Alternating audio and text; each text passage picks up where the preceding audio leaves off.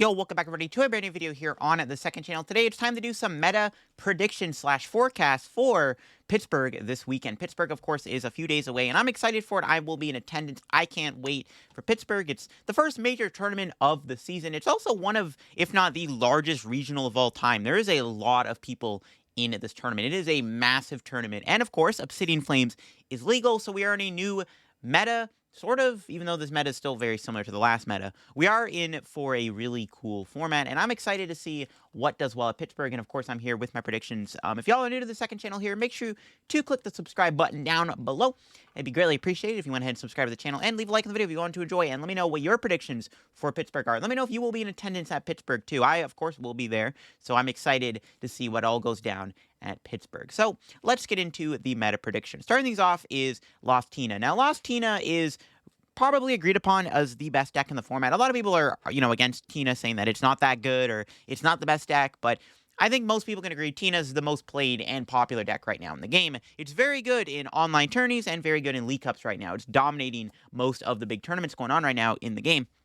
And I think Tina's going to be the biggest deck at Pittsburgh. I don't know if it's going to be the most played deck, but I do think it's going to be one of the biggest decks of the tournament. It's definitely going to be at least number 2 or number 3 most popular decks. Not only that, it's also the safest deck to play to Pittsburgh because it's just a deck that doesn't really have any bad matchups and doesn't really lose to anything just flat out. I also think that Giratina is very, very good at beating Charizard, and that's kind of the big thing is how good is Charizard going to be heading into Pittsburgh? Is Charizard going to underperform, or are we going to see Charizard do well? And I think that one of the best decks to take Charizard down, if not the best deck to beat Charizard with, is probably Lost Tina, to be honest. Lost Tina is very good against Charizard, and I think Lost Tina is going to be extremely popular at Pittsburgh. So I can see it doing well. I don't know if Lost Tina is going to win the tournament. I mean, we saw going into Worlds, Lost Tina was in a very similar spot where it was considered to be the best deck going into Worlds, and it didn't really flop. I mean, it did get top 4, but it didn't really dominate the tournament like maybe some expected.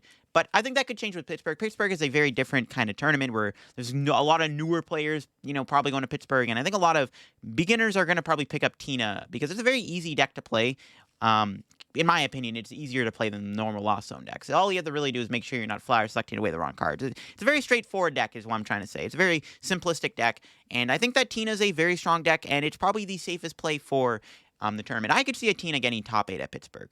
Next up is Gardevoir. Toward Gardevoir, to be exact, I think is still a fantastic deck. Honestly, if Giratina's not BDIF, I think Gardevoir is still in contention for BDIF. I think Gardevoir is still just that good of a deck. A lot of people really just don't respect Guardy right now, or at the very least, they don't really think that Gardevoir is that good anymore. People are saying that it's just kind of overhyped. And while obviously Tord doing well with Gardevoir is no surprise, because Tord is obviously just a fantastic player. He knows how to pilot the deck properly.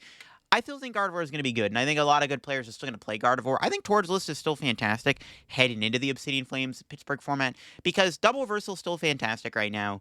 The Lost Vacuum is really good now that we have both Box of Disaster and Vengeful Punch in the format.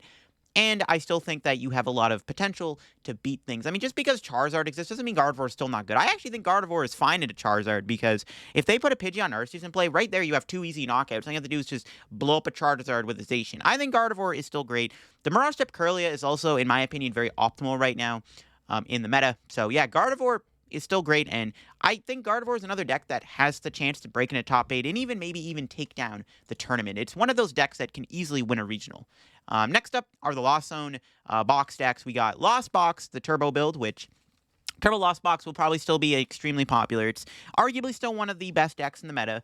I wouldn't consider Turbo Lost Box to be the best deck right now, but I do think that it's one of the best decks. Definitely up there. Top 3 deck for sure, obviously. And I think that Turbo Lost Box is very strong right now and will still be very popular at Pittsburgh. I know a lot of people just are very much addicted to playing this deck. People are very much just going to play this deck probably until it leaves the meta, to be honest. It's just that good of a deck, and it's also got a good Charizard matchup because Sableye is a very broken card. But yeah, Turbo Lost Box does everything that it always does, and it still carries over well into Pittsburgh. Same thing with Kyogre, which Kyogre is starting to see a bit of a resurgence in popularity, and it's doing really well in League Cups and online tourneys right now. And the main reason why Kyogre is doing so well, obviously, is because of all the V-Stars being played. Now, I will say this, Kyogre does not work against Charizard, so while Kyogre does seem like it's okay against Charizard, it's not that good because you can't use Kyogre versus Charizard because of Charizard's Terrestrial, but Turbo Kyogre Lost Box is still fantastic. You're still very much a fast, hard-hitting deck, and the Kyogre is just always there if you ever need it.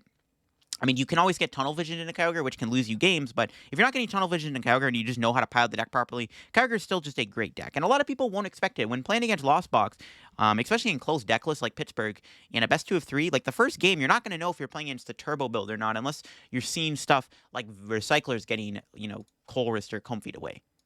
Now, Arctina. Arctina is an interesting archetype right now. I think Arctina is still a great deck. I think it's a pretty solid deck. I think it's the best way to play Arceus. And I think Arctina is still going to be a good deck. I mean, it's possible we'll see an Arctina squeak in a top 8 at Pittsburgh, because it just seems to be that kind of deck that it just high rolls a lot of its wins with just Judge Path. And the Superior build does seem to be the most popular way to play right now, especially in the online tourney scene. However, Superior could just be all hype right now. Now, Charizard is very popular, but the question is, do you really need the Superior to deal with Charizard? Or do you even need to play Superior, because is Charizard even going to be that popular? And I think if you're somebody who plays Arctina, and I'm not going to lie, Arctina is on my list of decks and I am going to consider bringing to Pittsburgh. I think Arctina is one of my more comfort decks right now. And yeah, the idea of playing Superior in the deck is definitely something that I think most people are going to be kind of going back and forth upon whether or not it's worth it to play the Superior or not right now. But I do think Superior is fine. Depends really on how much Charizard you actually expect to hit. I don't think Charizard is going to be that popular in Pittsburgh, and we'll get to that soon. Or at the very least, I don't think you're going to hit it, especially as you start to go, a bit farther within the tournament. But yeah, the Superior build I wouldn't hate. I mean, if you hit Charizard, you're going to have a decent time into them. I think Arctina is still great. I definitely think we'll see one maybe in top 8 at Pittsburgh. It just is that type of deck. Now we got to talk about Charizard. So Charizard is obviously the most hyped up deck in the game right now, and it's what everybody expects to see at Pittsburgh. Now, I will say this. I think there will be a good amount of Charizard. Not because I think the deck is good or, good enough to beat most of the top decks. It's just because people are going to play it because people want to play something fun. People want to play something new. That doesn't mean Charizard is exactly good. So there's a good chance that in, the first 3-4 rounds, your chance of hitting Charizard are pretty high, because it's a deck that I think most newer players or people, especially if you're your first regional, this is a good deck to bring to a first regional, because Charizard is just a very straightforward deck. It's easy to play, very easy to play, and it's also pretty solid. Like, I'm not saying Charizard is bad. Just because I roast Charizard and say the deck sucks doesn't mean the deck is bad. I think the deck is still good. I think it still beats most decks if it does well. Like, it's still a very solid deck. It sets up, it's pretty good. Like, turn 2 Pidgeot Charizard is disgusting. The problem is the deck's matchups are pretty flimsy. I think its matchup against Lost Tina's bad. Decks are teching for it. You could run into the Arctina player who plays a Superior. You could run into the Turbo Lost Box player who plays a Shaman. You know what I mean? And it's like, ooh. But honestly, Charizard is still going to be played. It's still going to be popular because people want to play a deck that's new, fun, and, it's just that kind of deck, right? It's a very appealing deck to a newer player, and I think that it's definitely still going to be a popular deck at Pittsburgh. I don't think it's going to do well. Like, maybe we'll see a Charizard in top 16 at best, but maybe not getting top 8. It would be cool to see Charizard at top 8. I mean, I'm rooting for the deck personally. Next up is the other version of Charizard that's seen a bit of play, the Lost Zone variants. Now, I don't have a list that uses Sableye right now, though I will say this, especially over in Canada here, there's actually been a few Lost Zone Charizard decks doing good in these League Cups in our area, but I think that Lost Zone Charizard is the other way people are going to look to play Charizard, because Lost Zone variants of Charizard seem to be a bit of a different take, but it gives you more versatility, because the Comfy engine with Colress does make it easy to kind of build up a huge hand to find Rare Candy Charizard, and you have Cramorant or Sableye, depending on which version of Charizard you want to play with the Lost Zone variant. But the Lost Zone engine with Charizard doesn't seem terrible. It's honestly more like a budget version of Giratina Lost Box, which obviously is not a good thing. Like, at that point, just play Tina. But Lost Zone Charizard still has its perks. It's still decent. It's better into the Charizard mirror match, per se. So I wouldn't be surprised if, Lost Zone Charizard is something that somebody brings and maybe gets day 2 with. Next up are Shampoo decks. Shampoo's another deck right now that's just kind of pretty decent against most stuff. It's good against Charizard, in my opinion, because if you knock out the first Charizard of the match, you probably win the game, because you should easily be able to trade very well into the Charizard matchup, because you can just go Shivery Chill, knock out 2 Charizards in a row, or, KO the Arceus early on if they attack you with it, or KO Pidgeot early on. But yeah, Shampoo's still fantastic right now. Or not fantastic. It's definitely the most, I would argue this is the most, appealing deck to a newer player. I said Charizard was, but I really think Shampoo's the most, simplistic deck. I think Shampoo's going to be popular. Whether or not it does good, I don't know if it's going to get top 8. Probably won't get top 8, but yeah, Shampoo in top 16 wouldn't surprise me. Maybe even one on the bubble for top 8. But Shampoo definitely is a deck that is going to be popular, mainly because people are just really, they like playing this deck. It's a very easy deck to play. It's very straightforward. It's very fun to play, I guess, for a lot of players, and it's not even that bad of a deck either. So I think it's more or less like people are just going to play something that they think is, good, and Shampoo is on there. Well, I think Shampoo is definitely a very inconsistent deck and isn't the greatest deck ever, and definitely can lose very easily. If the deck gets rolling, man, it's pretty dang good. Like, Shampoo's a very good card right now, and it doesn't seem bad against something like Charizard. So I wouldn't be surprised if we saw a Shampoo deck, do well at Pittsburgh. Maybe not get top 8, like I said. Top 16 is feasible, but I think it's also just going to be popular. I would 100% expect to hit Shampoo day 1. I would expect to see a lot of Shampoo day 1. So keep your eye on that. This is, I think, a deck that, well, I don't think it's very, good for Pittsburgh. I think it's going to be a very popular deck for Pittsburgh. So I would definitely, make sure you know how to beat Shampoo for whatever you're playing, because I do think this deck is going to be popular. Next up is Mew. Mew's in a very weird spot right now. So Charizard is very popular, right? Which maybe scares some people off of playing Mew. The thing is, now that Charizard's a thing, everybody has cut Spiritomb from their deck. Spiritomb is not that popular right now, and that opens up the door for Mew.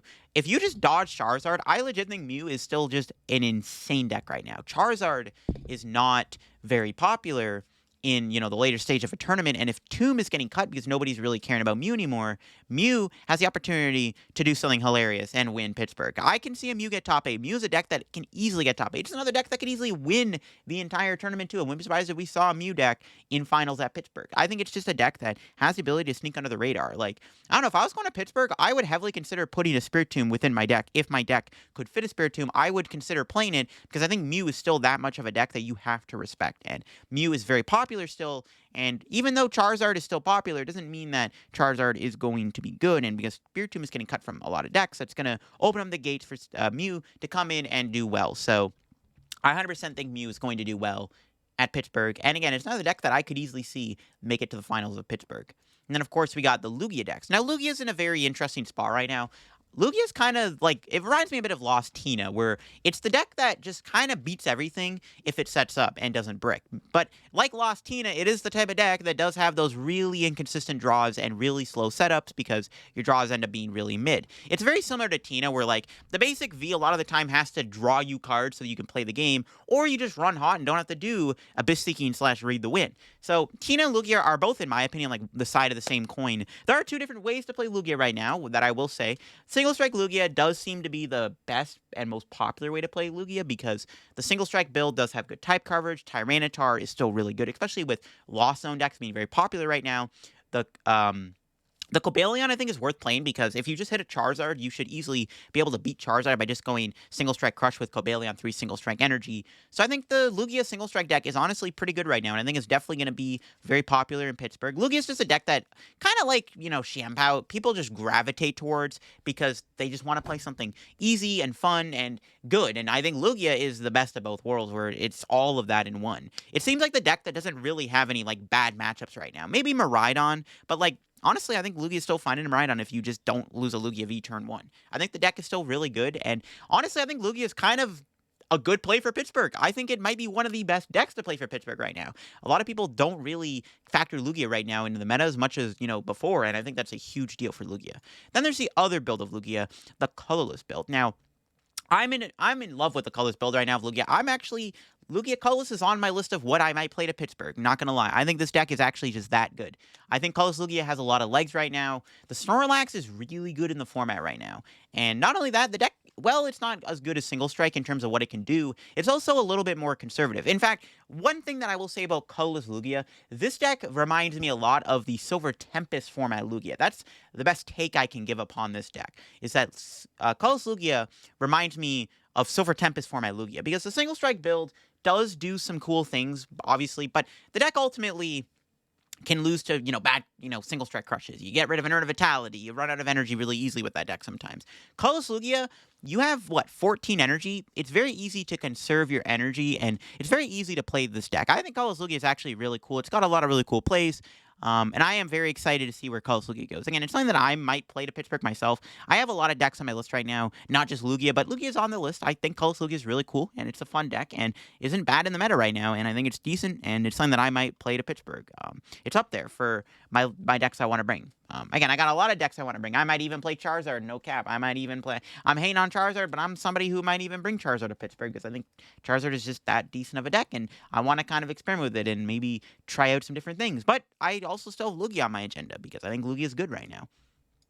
Next up is Miraidon. Another deck that I think is going to be very popular at Pittsburgh is Miraidon. Now that the deck did well at Worlds and everyone's kind of sold on this path build, I think Miraidon is a pretty good play for Pittsburgh still. I think it's honestly a decent play for Pittsburgh. I don't think it's bad at all. I think it actually has a good Charizard matchup because you can knock out Pidgeot if they put it into play. You have Raichu to KO Charizard EXs. You have early tempo with Miraidon and Raikou, which can be really good. Not only that, you can like donk Arceus Vs or something. Like I just think Miraidon is still in a great spot right now. And you have Path, which is also very good against Charizard. So, yeah. Not going to be surprised if we see Miraidon, have a good run at Worlds. Or Pittsburgh, sorry, not Worlds. This is probably the moment now where Miraidon gets to truly shine. I ain't going to lie. This is the moment where Miraidon gets to truly shine. Next up, we have Urshifu. So Rapid Strike is a deck that I think a lot of people are really, kind of fawning over. It's also one of those, like, sleeper plays for Pittsburgh. A lot of people say this is actually a very good deck right now because it's very strong. I think beats Charizard. It beats Lost Zone, obviously, too. Its worst matchups are probably just going to be the Lugia decks. If they're not playing Serena, then the Lugia becomes a little bit easier to beat. But I think Rapid Strike is a great play. And it's another deck that has a chance to do really well and have a great run at Pittsburgh due to the fact that it's a very popular deck. And, I mean, in this format, especially at the largest regionals of all time, there's a good reason to play Rapid Strike. Because if you're just hitting Lost Zone and Charizard and even Arc decks, Rapid Strike is going to have a great run. I think Rapid Strike is a good play for Pittsburgh, for somebody who wants to play something that's maybe a little bit more under the radar and has a chance to do a deep run. Again, you can hit bad matchups, you can have bad luck, you can still lose, but if you're just hitting all your favorite matchups, Rapid Strike is just an insane play for Pittsburgh. Then, of course, we got the Palkia Xianpao deck, the Cyrus deck that got 9th place at Worlds. Palkia is still good right now in the format. I think that it maybe gets slightly worse because I think Palkia's matchup against Charizard is a little awkward, but I still think that Palkia is still perfectly fine right now in the format. Articuno, Canceling Clone, Greninja are all really good in the meta, and I think that Palkia is still a very solid play for the tournament. Again, it's a deck that I wouldn't be surprised if somebody had a deep run with it. Palkia is like a deck that definitely can get top 16 at Pittsburgh. Would be cool to see, and I think Palkia could get top 16 at Pittsburgh. Somebody might have a deep run with it, because I think there are people that are very much big fans of the deck and will play it. Lost Zard. Not Lost Zone Charizard EX, Lost Zone Radiant Charizard to be exact. This is a deck that I think is kind of decent. It does seem like a worse Turbo Lost Box deck. However, this deck still has a lot of tricks up its sleeve. I think the Luxray and the Radiant Zard are actually pretty good. Radiant Zard is really strong right now. Lost City's on the decline in terms of play, and Luxray seems to be a good addition to this deck again because of Pidgeot's popularity and even Palkia to a degree. So I think that Sableye Charizard, I mean, somebody might get top 32 with it. That's my prediction. Somebody's going to get top 32 at Pittsburgh with Sableye Charizard. I like the deck, too. It's another deck that I honestly might even bring to Pittsburgh myself. I've played this deck actually quite a bit the past couple months, and I've really enjoyed it. And I think the deck's actually pretty good. And looking into this meta right now, it's still a good deck in the format. So I would love to see somebody do well with Sableye Charizard. I think it's a deck that has potential to do well and maybe get top 32. It's a deck I might even consider bringing to Pittsburgh myself. I've put a lot of time in with this deck, so it's a deck that I'm very familiar with.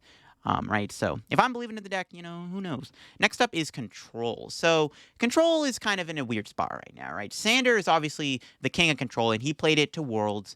I don't know if Control is going to do that well, though, and that's the problem. Or is somebody going to really play it? There's obviously different ways to play Control. There's the Sander build here, where you kind of have like a toolbox of things to do, or you can play a more straightforward, like, Snorlax approach.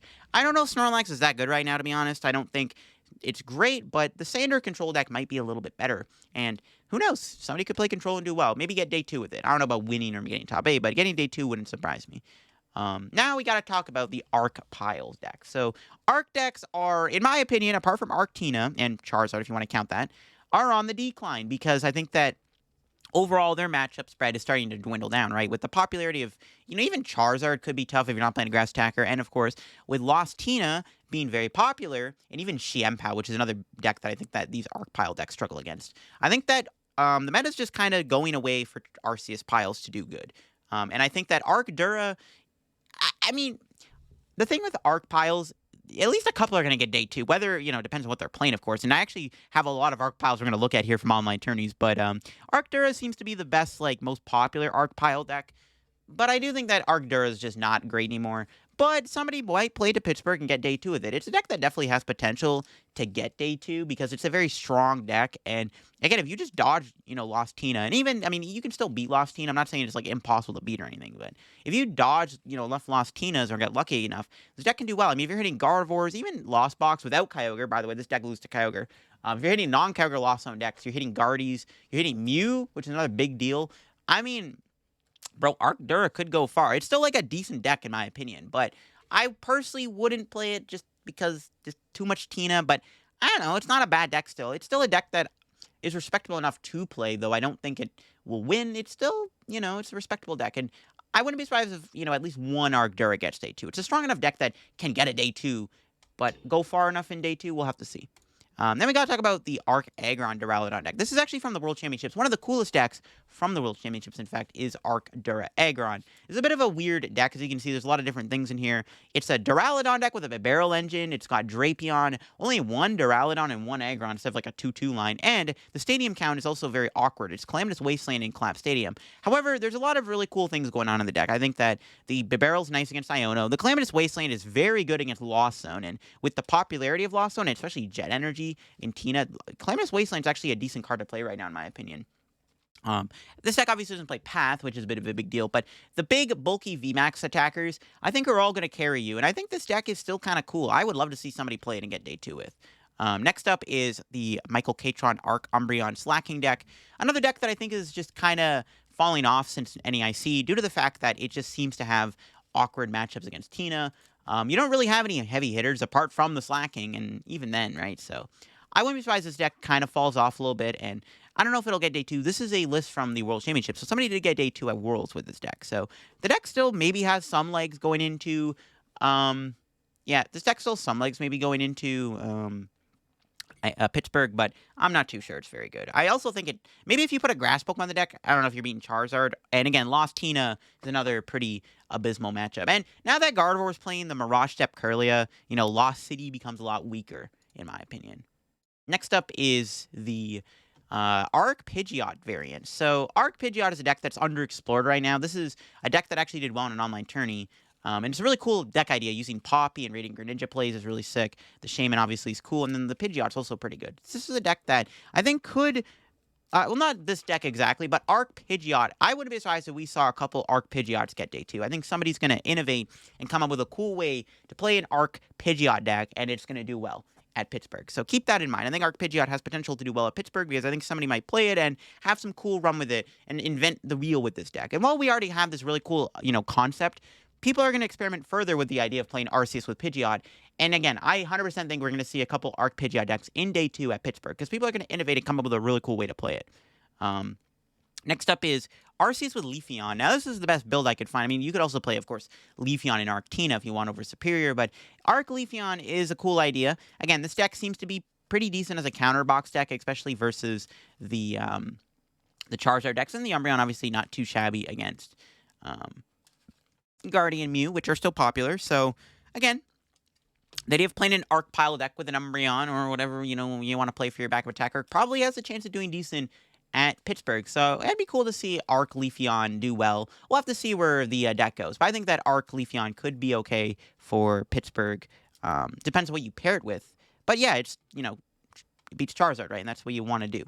Because that one Arc player will hit Charizard when they'll play Grass in the deck, and they're going to be like, oh shoot, look at that. Next up is Arc Drago. Another deck that's kind of like a fan favorite deck, but it's a deck that never really gets respect. I know it won NEIC in the juniors division, but it never really goes anywhere. This is a list that did okay in an online tourney recently. But I would like to see Arc Drago do well. I think it is one of the better ways to play Arc in theory because it's basically Arc Tina with a different kind of play style. You don't have the Grass Attacker in the deck. You could fit a 1/1 Superior in here if you really wanted to, though. To be fair, due to Altaria and Noivern and Goodra, you don't really need to play Superior for Charizard because I think this deck is probably fine in a Charizard, and you also have Path, right? So, yeah, I don't think you need a tech for Charizard if you're playing Arc Drago. This deck doesn't need to play Superior, but honestly, Arc Drago's a deck I'm still rooting for. It's a deck I'm rooting for and I want to see do well, right? Like Arc Aggron, this is a deck that I'm rooting for and I want to see do well at Pittsburgh. Arc Slacking. Another deck that's kind of getting attention right now is the idea of playing Arceus with Crushing Hammer. An Arc Gudra V-Star Crushing Hammer deck did decent at Worlds this year. So people are really kind of innovating the idea of it. Crushing Hammer is really good right now against some decks. It's decent against Charizard because, you path lock them, they have to manually attach, you hammer them away. Obviously, extremely good in Arceus mirror matches, good against Mew, could be good against Lugia sometimes. And I think the Slacking is a cool and a cute way to play Arc Hammers. So, yeah. Maybe not Arc Slacking, but more or less Arc Hammers is the deck that I want to see do well. And I think it's something that is pretty underexplored right now and kind of underrated. Next up is Arc Gudra, or Arc with a Vulpix idea. So whether or not it's Arc Goo or Arc Vulpix is up to you. So Vulpix seems to be good. It seems good against Charizard. It seems good against, obviously Gardevoir is another big one. And I think that Arc Goo Vulpix is cool. Though I think Arc Vulpix in general could just be a better concept than playing it with Gudra. But yeah, the idea of playing Arceus Vulpix honestly isn't bad. Vulpix does seem to be pretty underrated in the meta right now, and I think could be a good play for Pittsburgh under the right circumstances. So we'll have to see if Arc Vulpix ends up doing well, because I personally think that it's not a bad deck for Pittsburgh. You just have to pair Vulpix with something else that might help. Maybe you could play the EUIC Duraludon Vulpix deck. Maybe that's honestly warranted. I wouldn't hate that. I know I said Duraludon's kind of falling off, but I mean, when you have Vulpix, it might not be as bad, right? You just got to figure out that Tina matchup. And then, of course, we got Gudra, Lost Gudra, another deck that I kind of wanted to keep talking about because it's still a deck that somebody plays and does well with. Well, it's like a one-deck type thing. I mean, we'll maybe see a Lost Goo deck in Day 2 at Worlds, because it does seem like a deck that somebody's going to play it, get Day 2 with a little 6-2-1 with the deck, right? And have an okay run in Day 2, nothing spectacular, maybe get top 64, maybe not. But it's a deck that I wouldn't be surprised if somebody played and got Day 2 with. I wanted to mention it because people still like this deck and still play it, and I wanted to still give it an honorable mention. But there you have it. That is the meta discussion video for Pittsburgh. Again, the largest regionals of all time, and we are going to see some pretty cool stuff happen. Again, my main prediction is like Gardevoir / Mew are the two decks that I think, in my opinion, are very favored to win the tournament. Arc Tina, Lost Tina are both decks that can do top 8 runs. Rapid Strike can maybe get top 8 too if it has a hot run. Kyogre might even be popular, maybe get top 8 also. We might even see Lugia get top 8, or Lugia do really well, because I think Lugia is still a great play for Pittsburgh.